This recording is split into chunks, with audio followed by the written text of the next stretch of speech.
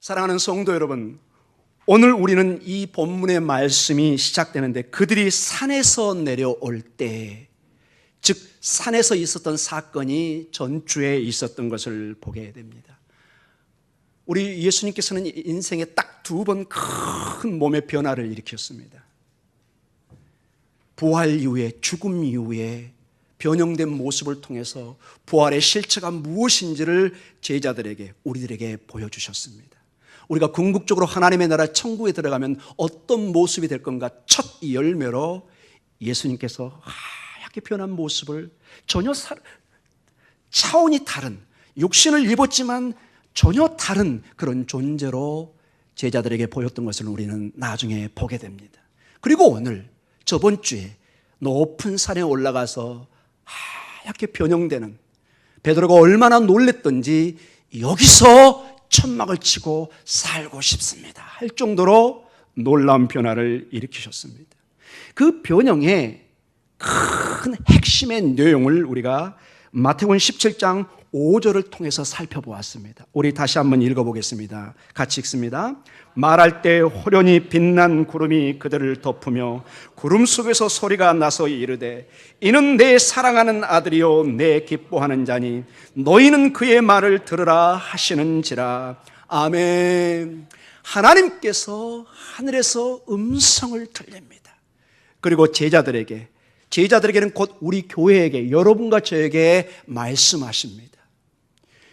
이것은 곧 교회의 정체성이고 교회의 권위의 핵심입니다. 교회란 어떤 곳인가? 교회란 무엇을 해야 되는 것인가? 가장 먼저 핵심이 아버지의 아들이신 예수 그리스도의 말씀을 들어야 되는 것입니다. 예수 그리스도의 말씀을 듣지 않으면 우리는 어떠한 희망도, 소망도, 가장 중요한 구원을 우리는 보장받을 수가 없습니다. 교회는 이러한 예수 그리스도의 말씀을 듣기 때문에 세상의 그 어떤 기관과 단체와 완전히 다른 모습을 보여주는 것입니다. 반대로 이 교회가 예수 그리스도의 말씀을 선포하지 않고 그 말씀을 듣지 않는다면 그 순간부터 교회는 교회가 아닌 빈 껍질만 가지고 있는 것입니다. 교회가 교회로서 권위와 능력을 발휘하기 위해서는 이 예수 그리스도의 말씀이 살아서 꿈틀거려야 됩니다. 여러분의 삶과 제 삶에 이 그리스도의 말씀을 듣는 이 마음이 간절해질 때, 생명을 가까이 할 때 생명이 충만하게 임하는 것입니다. 봄의 햇살을 가까이 할수록 그 나무는 싹을 틔우고 생명의 꽃을 피울 수가 있습니다. 사랑하는 성도 여러분, 너희는 그의 말을 들어라. 이 하늘의 아버지의 말씀이 오늘 우리에게 들려지기를 기도합니다. 하나님의 말씀은 주의 말씀을 통해서, 그리고 설교를 통해서 하나님의 말씀은 들리기 시작합니다. 그래서 저도 이 하나님의 말씀을 전할 때 정말로 조심해야 됩니다. 여기서 어떤 제 개인적인 견해나 세상의 철학을 가져와서 선포하는 것은 굉장히 위험한 일입니다. 여기서 어떤 특정한 정치적인 얘기나 성경 본문에 없는 내용들을 자꾸 얘기하기 시작하면 심각한 교회의 타락을 가져올 수 있는 것입니다. 가장 중요한 목사의 책임이 무엇이냐? 주의 말씀을 말씀되게 가감 없이 선포해야 되는 것입니다. 저는 그래서 제 사역이 끝나는 그 순간까지 하나님의 말씀을 제가 인위적으로 선택해 오는 것이 아니라 강의 설교를 하기로 작정을 했습니다. 이렇게 아예 딱 못을 박으면은 제 감정적으로 어떤 특정한 말씀을 가져와서 여러분에게 전할 수가 없습니다. 본문의 말씀을 있는 그대로 오늘 하나님이 주신 우리의 말씀을 아멘으로 듣는 축복된 여러분이 되시기를 축원합니다. 이러한 하늘의 권위가 교회의 권위로 주어지면서 오늘 말씀이 주어지고 있습니다. 오늘 이 말씀은 9절에서 13절까지 이게 나눠지고 14절에서 20절 말씀으로 이것이 내용이 좀 나눠집니다. 먼저 우리 9절에서 13절 말씀을 다시 한번 보도록 하겠습니다. 그들이 산에서 내려올 때 같이 읽습니다. 예수께서 명하여 이르시되 인자가 죽은 자 가운데서 살아나기 전에는 본 것을 아무에게도 이르지 말라 하시니 제자들이 물어 이르되 그러면 어찌하여 서기관들이 엘리야가 먼저 와야 하리까 하나이까? 예수께서 대답하여 이르시되 엘리야가 과연 먼저 와서 모든 일을 회복하리라. 내가 너희에게 말하노니 엘리야가 이미 왔으되 사람들이 알지 못하고 임의로 대우하였도다. 인자도 위와 같이 그들에게 고난을 받으리라 하시니, 그제서야 제자들이 예수께서 말씀하신 것이 세례 요한인 줄을 깨달으리라. 아멘. 9절에서 13절 말씀이 좀 복잡하게 펼쳐지는 것 같습니다. 핵심은 이렇습니다. 예수님께서는 마치 세례 요한이 와서 구약에 예언된 엘리야가 마지막 메시아의 길을 예비하는 그 예언이 말씀되어 있습니다. 말라기서 같은 경우에. 그 일을 누가 성취했다는 것이죠? 광야에 외치는 소리로 사역을 했던 세례 요한이 엘리야의 사역을 성취했다는 것입니다. 그런데 사람들이 그것을 깨닫지 못합니다. 세례 요한의 사역이 구약의 그 엘리야의 사역에 성취인 것을 보지 못하고 세례 요한을 핍박하고 죽이기 시작합니다.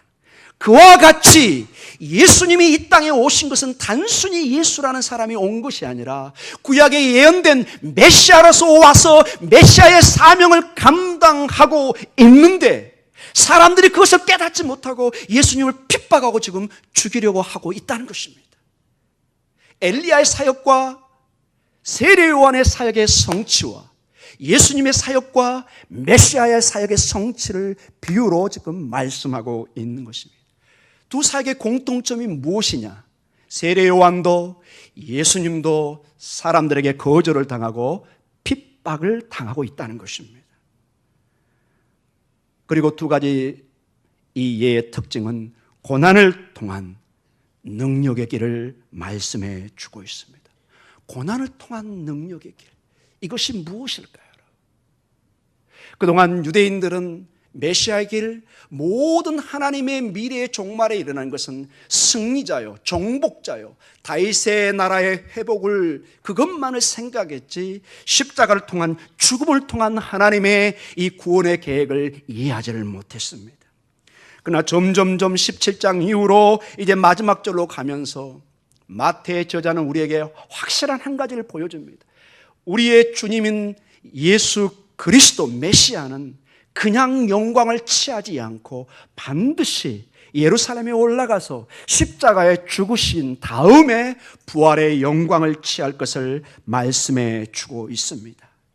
예수님의 십자가의 죽으심과, 즉 고난과 죽음에서의 부활, 영광이 함께 연결되어 있습니다. 사랑하는 성도 여러분, 우리 기독교의 신앙은 이렇게 십자가를 통한 하나님의 영광을 선포하고 있습니다.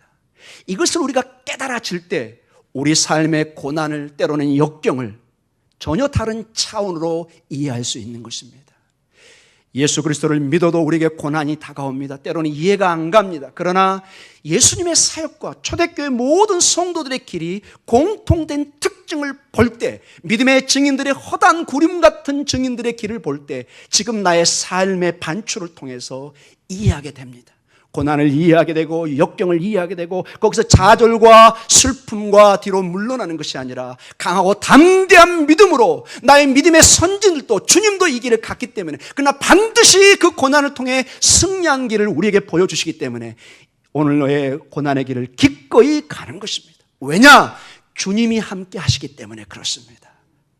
주님이 우리와 함께 하시며 이 길을 갈 수 있는 힘을 주고 계십니다.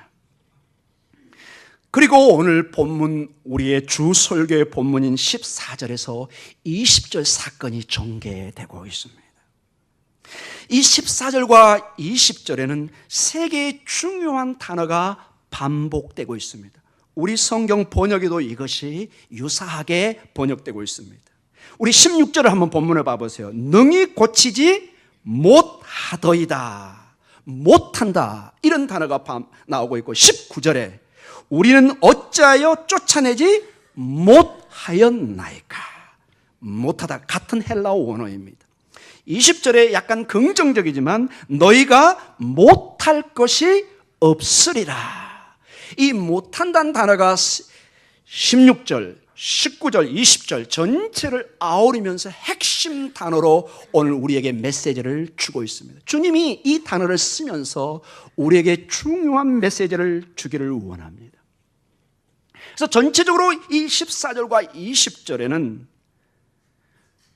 어떻게 간질이 심한 아들이 치료를 받은가, 어떻게 그 아들이 낫지, 이것을 묻는 그런 본문의 내용이 아니라 왜 제자들이, 하나님의 권능을 받았던 제자들이 그 아들을 치료하지 못하는가, 그 이유가 어디에 있는가, 왜 하나님의 백성들이 복음의 능력을 체험받지 못하고 있을까, 왜 하나님의 나라가 이미 임하여 있는데 우리는 그렇게 믿음이 약한 상태에 늘 연약한 가운데 이웃을 도울 수가 없는 그러한 연약한 믿음을 가지고 있는 것, 여기에 대한 설명이 오늘 14절에서 20절에 나와 있다는 것입니다.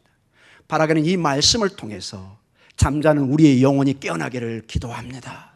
복음의 능력이 단순히 그저 막연히 예배 가운데 선포되는 것이 아니라 지금 나의 심장을 꿈틀거리게 하고 마치 얼어붙은 동토가 봄의 햇살을 통해서 새로운 생명으로 일어나듯이 구체적으로 우리의 삶과 가정에 복음의 능력이 나타나기를 기도합니다. 자, 우리 본문을 시작하도록 하겠습니다. 14절과 15절의 말씀입니다. 같이 읽도록 하겠습니다. 그들이 무리에게 이르매 한 사람이 예수께 와서 끌어 엎드려 이르되 주여 내 아들을 불쌍히 여기소서. 그가 간질로 심히 고생하여 자주 불에도 넘어지며 물에도 넘어지는지라. 아멘.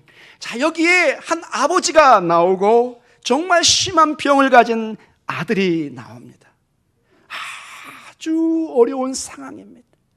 그 아들은 때로는 불에도 들어가고 물에도 넘어지고 굉장히 위험한 상황에 있고 언제 아들의 생명이 떠나갈지 모르는 어려운 상황에 있습니다. 이걸 본 아버지의 마음은 찢어질 것 같습니다.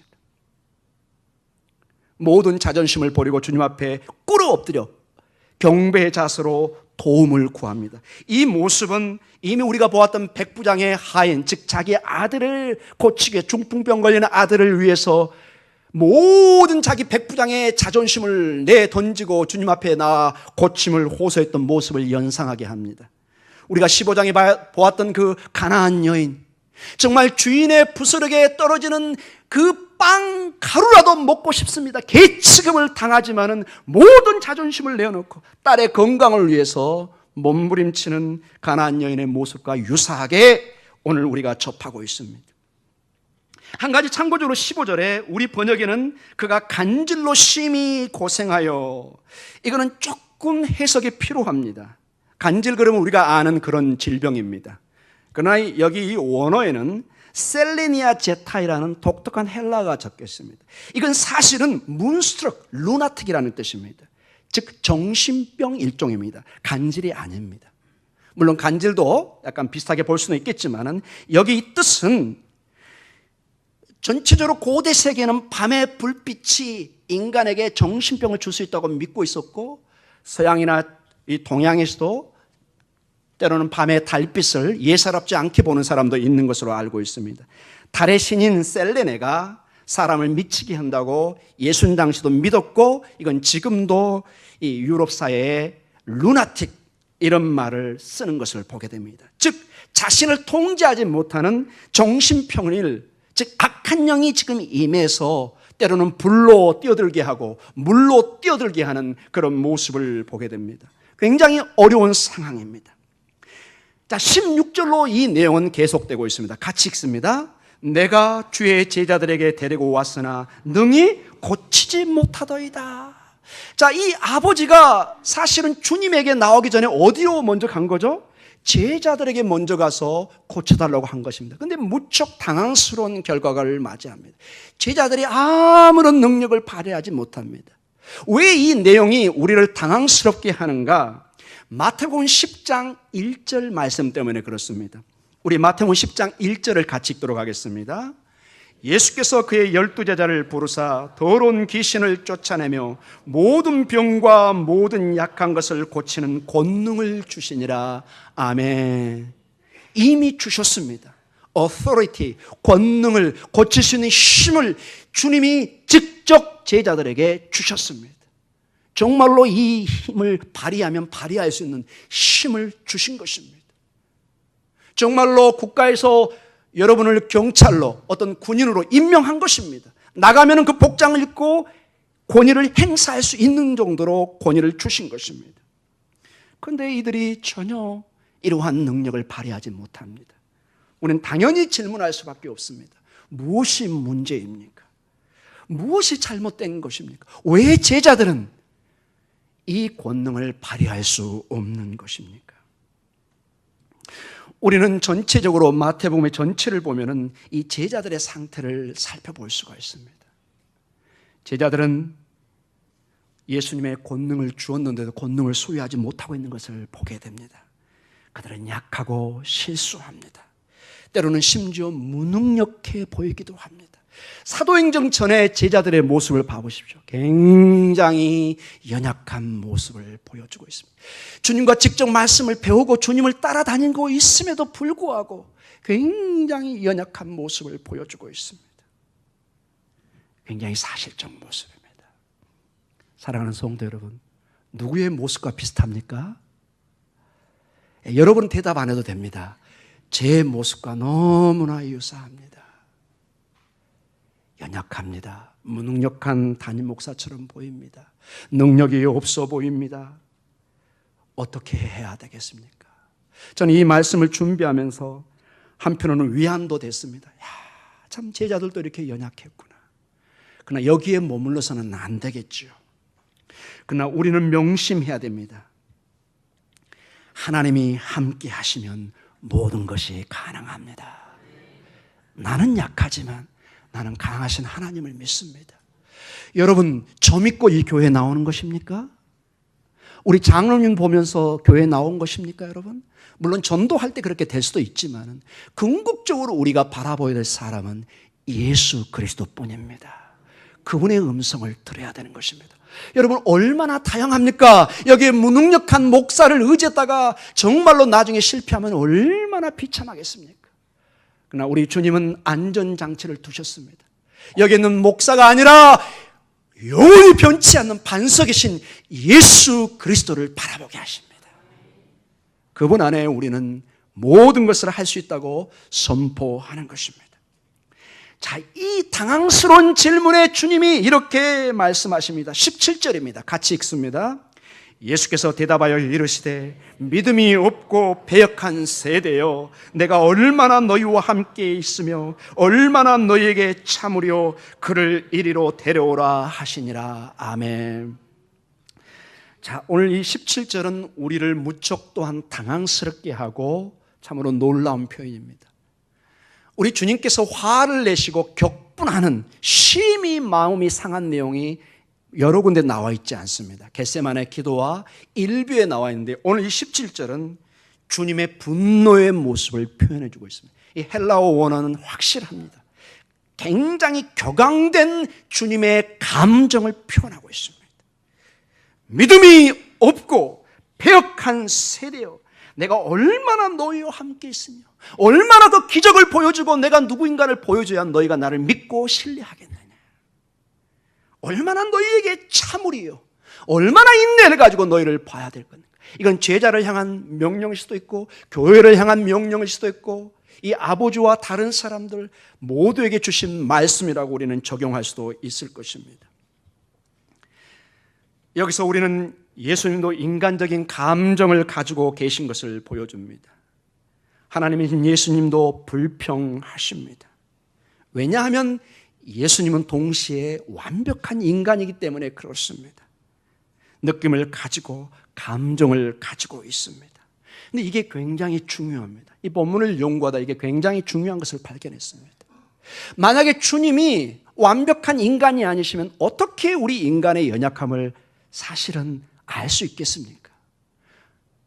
하나님이신가 알 수 있다고 하지만은 우리 인간만이 느끼는 고통과 연약함을 우리는 가지고 있습니다. 한 가지 더 중요한 것은 우리를 사랑하고 돌보시는 마음이 있으시기 때문에 이러한 분노의 감정을 표현한다는 것입니다. 여러분, 이 말이 좀 어려우십니까? 왜 사랑하는데 분노의 감정을 표현할까요? 여러분, 정신과 의사들이나 어떤 상담가들이 말하는 말에 주목할 점이 한 가지가 있습니다.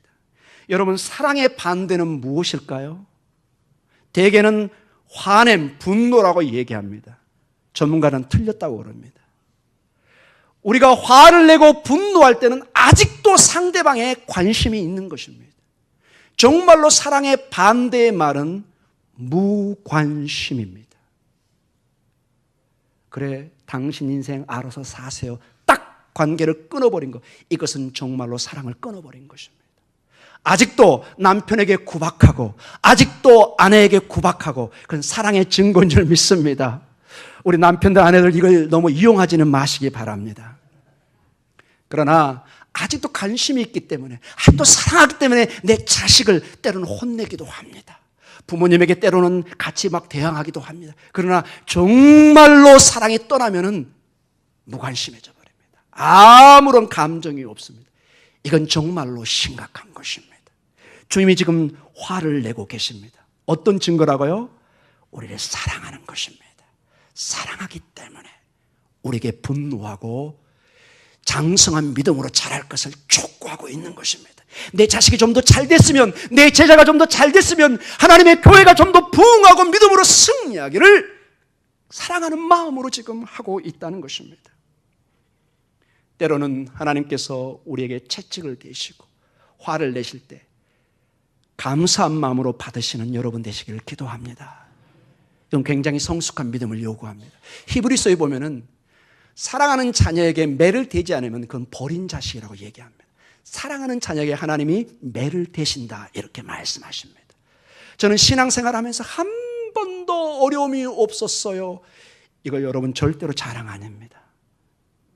하나님이 나를 정말로 사랑하는가 심각한 질문하셔야 됩니다. 여기 우리 젊은 자녀들도 있는데 부모님이 한 번도 나를 야단치지 않았다. 좀 죄송합니다. 야단치지 않은 분도 계실 수 있는데 이 설교 이후에는 좀 야단도 치시기 바랍니다. 사랑하는 성도 여러분, 오늘 그 주님의 말씀 이후에 그를 이리로 데려오라 하시니라. 자, 봐보세요. 사랑의 결과를. 버리지 않고 쫓아버려라. 나는 너희들과 상관없다. 이렇게 화로 경로로 끝나는 것이 아니라 그를 내게로 데려오라 말씀하십니다. 근데 여러분, 이 그를 이리로 데려오란 말이 정확히 헬라 언어가 동일하게 나오는 말씀이 있는 곳이 있습니다. 마태복음 14장 18절 이후에 5,000명을 먹이실 때 떡 5개와 물고기 2마리밖에 없다고, 아무것도 없습니다, 이것밖에 없습니다 할 때 그것을 내게 가져와라. 이 단어와 동일한 단어가 나와 있습니다. 마태복음 14장 17절에서 18절의 말씀입니다. 같이 읽습니다. 제자들이 이르되 여기 우리에게 있는 것은 떡 5개와 물고기 2마리 뿐이니이다. 이르시되 그것을 내게 가져오라 하시고. 아멘. 거의 동일한 언어입니다. 전혀 부족했던 빵과 물고기를 가져와서 하나님이 기적을 베푸기 시작합니다. 5,000명, 즉 여자와 아이를 제했으니까 거의 2만 명에 가까운 어마어마한 군중들을 하나도 부족함이 없이 먹이십니다. 12광줄이 가득 찹니다. 나중에 남아가지고. 오늘 본문에서도 그 아들의 질병이 아주 심합니다. 인간적으로는 치료가 불가능한 상태에 있습니다. 근데 주님이 뭐라고 그러죠? 그 아들을 데려와라.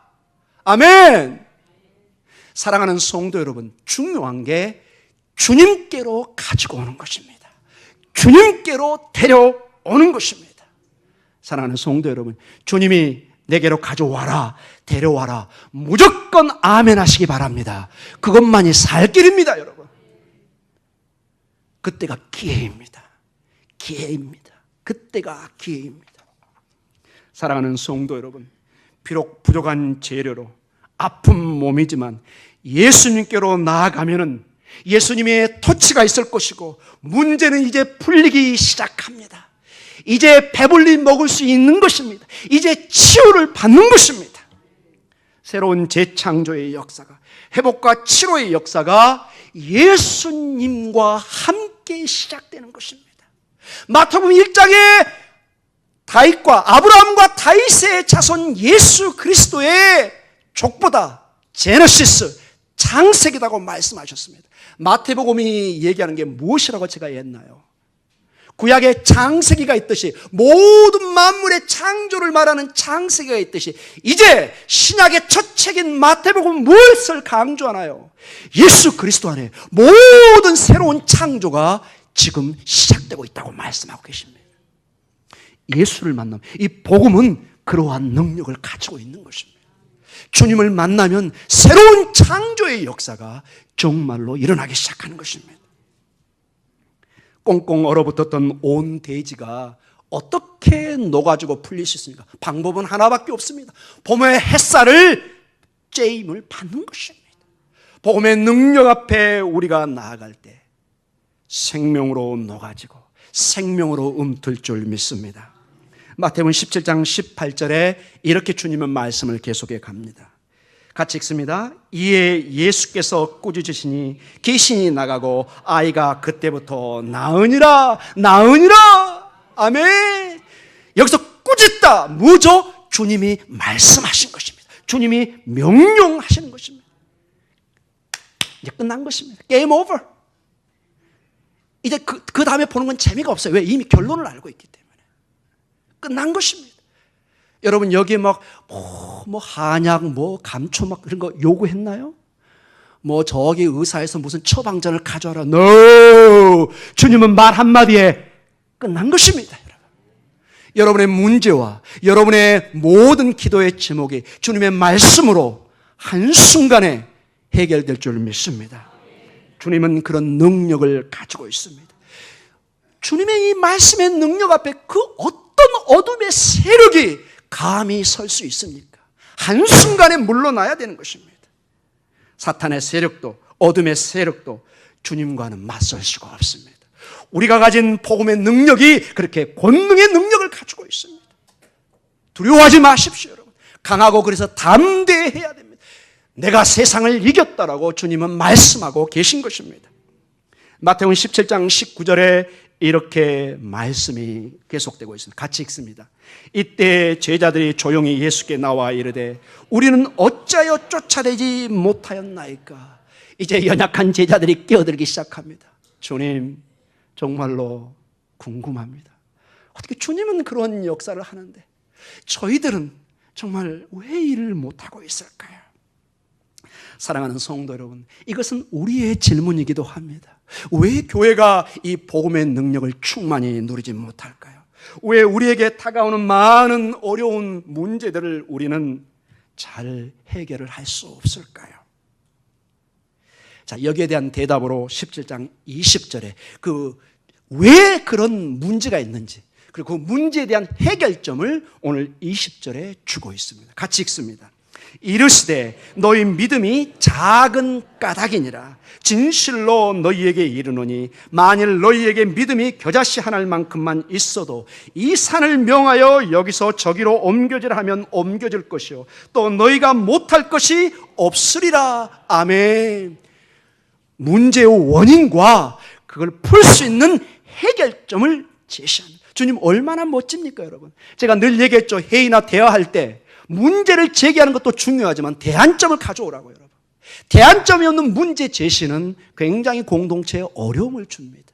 함께 고민해야 됩니다. 질문을 하기 위해서는 그 문제와 그러면 대안점은 나는 어떻게 이것을 대안을 줘야 될 건가 같이 고민해야 되는 것이죠. 주님은 동시에 문제와 대안점, 해결점을 가져오는 것을 보게 됩니다. 자, 무엇인가요? 먼저 문제점이 무엇인가요? 20절 서두에 이르되 너희 믿음이 작은 까닭이라. 올리고피스티아 이렇게 나와 있습니다. 믿음이 작다. 이 원어의 뜻은 너희가 나를 믿지 않기 때문에 그렇다 이렇게 얘기하고 있습니다. 여러분 얼마나 이게 낯선 얘기인가요? 제자들이 왜 예수님을 믿지 못했을까요? 아직도 예수님을 전적으로 신뢰하지 않았다는 증거입니다. 믿음이 작은 까닭이라. 너희가 나를 전적으로 신뢰하지 않았다는 것입니다. 그래서 우리는 이렇게 가끔 생각합니다. 우리가 어떤 능력을 발휘하지 못할 때는 나에게 능력이 없고 내가 약하고 어떤 안 좋은 습관이 있다든지 어떤 중독성이 있다든지 늘 기분에 그냥 좌지우지되고 감정에 좌지우지되고 그래서 우리는 하나님의 능력이 없는 것이 아닌가 이렇게 생각하는 경우도 있습니다. 맞는 것 같지만 이 성경은 정확하게 No, 그게 문제가 아니라고 얘기합니다. 믿음이 작은 까닭, 너희가 하나님을 믿지 않았기 때문에 그렇다고 얘기하는 것입니다. 그럼 해결점이 무엇인가요?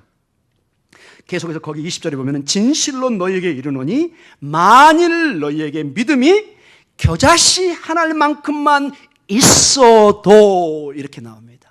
겨자씨 하나만큼. 여러분, 성경에서 겨자씨는 가장 작은 씨앗의 대표입니다. 여러분, 여기에 굉장히 역설이 보이지 않나요? 작은 믿음을 해결하기 위해서는 큰 믿음의 어떤 증거, 산만큼 큰 거를 보여줘야 되는데 뭘 보여줘요?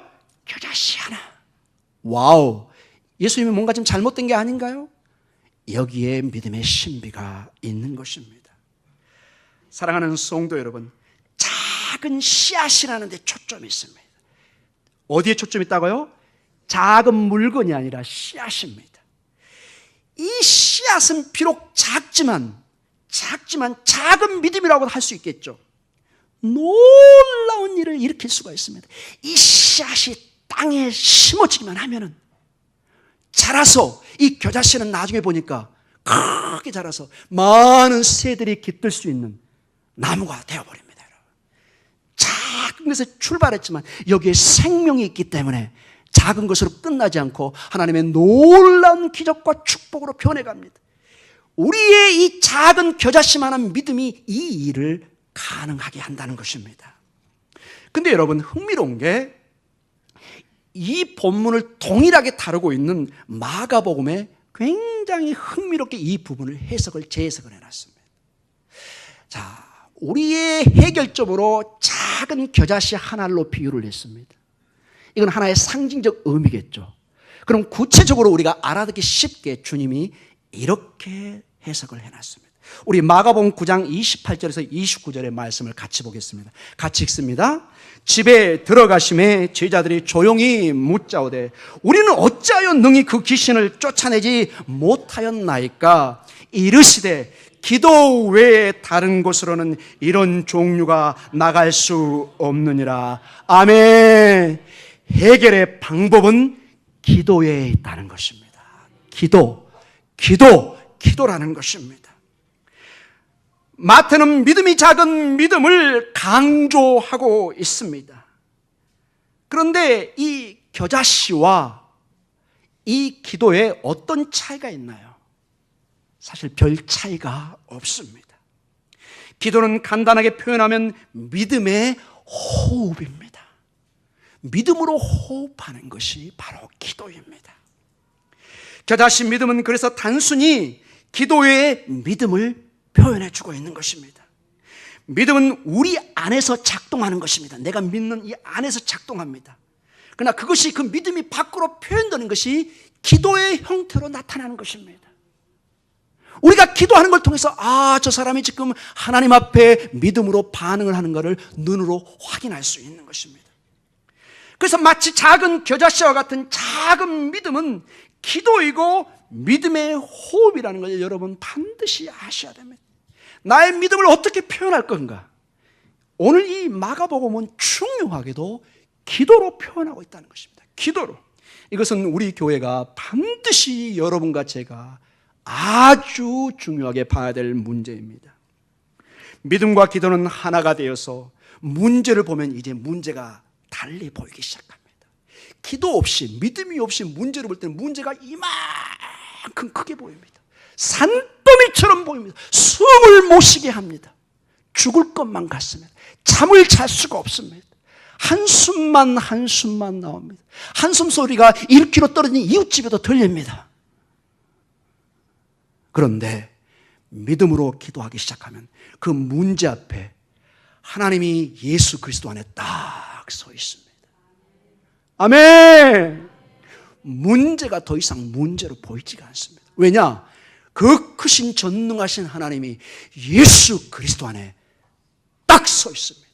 사랑하는 누구야? 사랑하는 김권사야, 사랑하는 김장로야, 사랑하는 김목사야, 이 문제는 내 앞에 설 때는 아무것도 문제가 되지 않는다고 선포하고 있는 것입니다.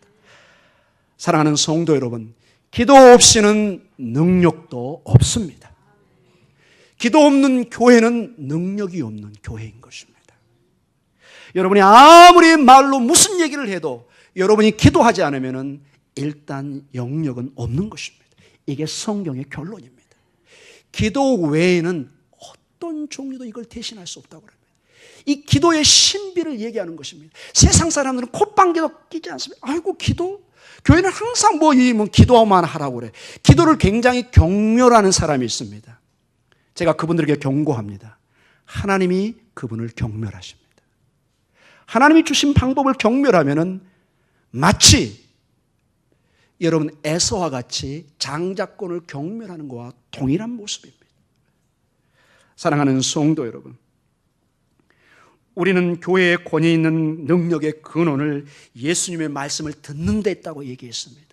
말씀을 들을 때, 예수 그리스도의 말씀을 들을 때 교회의 권위와 정체성이 드러나기 시작합니다. 그러면 이 권위를 가지고 세상에 도울 수 있는 힘이 어디서 나오느냐? 기도에 있다는 것입니다. 기도. 제 얘기가 아니라 주님이 이 겨자씨만한 이 비유에 이것을 마가복음을 통해서 재해석을 하는데 기도 외에는 이런 이유가 없다고 말씀하고 계십니다. 주님은 우리에게 다음과 같이 말씀하지 않는다는 것에 주목해 보시기 바랍니다.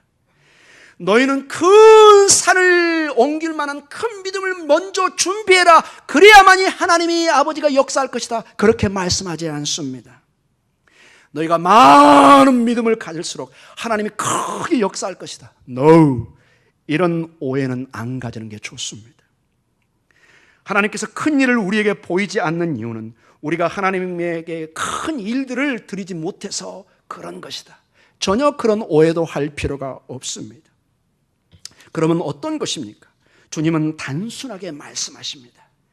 너희가 그렇게 큰 믿음을 가지지 않아도 된다. 그저 겨자씨 같은 작은 믿음만 가져도 이 산을 명령하면 여기서 이쪽으로 옮겨진다고 말씀하고 계십니다. 아멘. 주님께서 말씀하신 요점이 그래서 다음과 같습니다. 큰 대조법을 사용하고 있는 것이죠. 작은 겨자씨 그리고 큰 산입니다. 문제. 작은 믿음이 큰 산을 옮기는 역사를 보여주고 있습니다. 주님은 말씀하십니다. 너희 믿음이 아주 인상적이지 않아도 된다. 강하지도 않아도 된다. 슈퍼맨처럼 강할 필요도 없다. 결코 그렇게 되지도 않을 것이다. 그래도 괜찮다고 얘기하십니다. 주님은 말씀하십니다. 사랑하는 아들, 딸들아, 아무 문제가 안 된다. 나한테는 너희가 작은 믿음 가져도 여기서 말하는 겨자씨만을 말한 겁니다. 아무런 문제가 안 된다고 얘기합니다. 그저 하나님이 응답해 주실 것을 믿고 기도하는 믿음만 있으면 됩니다. 아멘. 그것을 주님이 강조하고 있습니다. 진실한 기도, 그것이 우리에게 강권입니다. 겨자씨는 비록 작지만 그러나 그것은 죽지 않았습니다. 씨들은 살아있는 것입니다. 바로 거기에 여기 핵심이 있습니다. 기도는 살아있는 것입니다. 기도는 아무리 작지만 역사하기 시작합니다. 씨앗은 작은 물체이지만 그 안에 생명이 있기 때문에 이 생명은 반드시 자라게 되어 있습니다. 비록 우리의 믿음이 작을지라도 이것이 약하거나 미약하다는 것을 의미하는 것은 아니라는 것입니다. 우리의 겨자씨만 믿음이 우리가 한없이 실패하고 미미하고 아무런 존재도 느낄 수 없는 그런 존재라는 것이 아니라는 것입니다. 왜냐하면 이것은 마치 씨앗처럼 살아있기 때문에 그렇습니다. 살아있는 믿음, 그것은 우리가 기도를 할 때 주님이 역사하기 시작한다고 말씀하십니다. 하나님은 이 작은 믿음을 통해서 우리의 기도를 통해서 놀라운 일을 하시며 다른 사람들을 치료하고 도울 수 있는 힘과 능력을 주신다고 말씀하고 계십니다. 사랑하는 성도 여러분, 그래서 우리 성가들도 마찬가지고 우리 교회도 마찬가지고 이 기도의 능력을 회복해야 됩니다. 목사님, 우리 매일 기도하는데요. 아닙니다. 기도해야 됩니다. 기도해야 됩니다. 기도해야. 이게 목동중앙교회 오늘 하나님이 주신 말씀이십니다. 기도 외에는 이런 이유가 없습니다. 목사님, 저 상담하고 싶습니다. 이런 문제가 있습니다. 좋습니다. 저하고 상담하셔도 됩니다. 그러나 반드시 여러분도 함께 기도하셔야 됩니다. 주님 앞에 다른 꿈이 필요도 없습니다. 아무도 안 보는 뭘 꿈입니까, 여러분? 그저 주님 앞에 가서 주님, 저 이런 형편입니다. 저를 도와주시옵소서. 우리 교회가, 우리 가정이, 우리 개인이, 여러분의 사업과 직장이, 자녀가 사는 길은 기도를 시작하는 데부터 있는 것을 말씀해 주고 있습니다. 하나님의 말씀을 듣고 그리고 하나님의 앞에 나아가 기도할 때 놀라운 치료의 역사가, 회복의 역사가, 하나님의 기적의 역사가 이루어질 줄 믿습니다. 이 설교 위에 여러분에게 참으로 놀라운 간증들이 많이 나오기를 축복하며 기도합니다. 목사님, 정말 기도했더니 하나님이 이렇게 역사하였습니다. 우리 목동 중앙교회 충만한 이 은혜가 넘치기를 축원합니다. 기도하겠습니다.